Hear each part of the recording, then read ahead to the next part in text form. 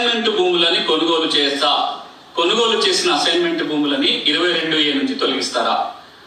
Assignment భూముల అమ్మకాలు కొనుగోలు పైన నిషేధం ఉంది. అదే పిఓటి చట్టం. పిఓటి చట్ట ప్రకారం అసైన్మెంట్ భూములను అమ్మకూడదు. ఈ భూములన్నింటినీ కూడా 22లో ఉంచాలి. కానీ దీనికి కొన్ని మినహాయింపులు ఉన్నాయి. అవేంటో ఒకసారి తెలుసుకునే ప్రయత్నం చేద్దాం. అసైన్మెంట్ భూమి అయినా సరే మాజీ సైనికులకి, స్వాతంత్ర సమరయోధులకి, రాజకీయ బాధితులకి, ఈ కేటగిరీలో వచ్చిన వాళ్ళకి కొంతకాలం తర్వాత అమ్ముకోవడానికి అవకాశం ఉంటుంది. అదేవిధంగా 1954 కంటే ముందు ఆంధ్రప్రదేశ్లో, 58 కంటే ముందు తెలంగాణలో ఇచ్చిన అసైన్మెంట్ భూములు కూడా అమ్ముకోవచ్చు. 22లో ఉండడానికి వీల్లేదు. మరొక కేటగిరీ ఫారం జీలో ఇచ్చిన భూమి. ఫామ్ డిలో కాకుండా ఫామ్ జీలో ఇస్తారు, కొంత డబ్బు చెల్లిస్తే ఇచ్చే భూములు. వాటిని కూడా అమ్మకాలు కొనుగోలు చేయొచ్చు. 22లో ఉండకూడదు. కోర్టు ఆప్షన్లో కొనుగోలు చేసిన భూమి కూడా అసైన్మెంట్ భూమి అయినా సరే 22లో ఉంచడానికి వీల్లేదు. అమ్మకాలు కొనుగోలు చేయొచ్చు.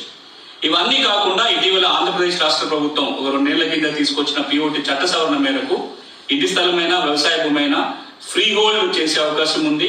అసలు వ్యవసాయ భూమి అయితే 20 ఏళ్ల తర్వాత పట్ట వచ్చాక, ఇంటి స్థలం అయితే 10 ఏళ్ల తర్వాత ఫ్రీ హోల్డ్ అవుతుంది. ఈ విధంగా ఫ్రీ హోల్డ్ అయిన భూమి అమ్మకాలు కొనుగోలు చేయొచ్చు.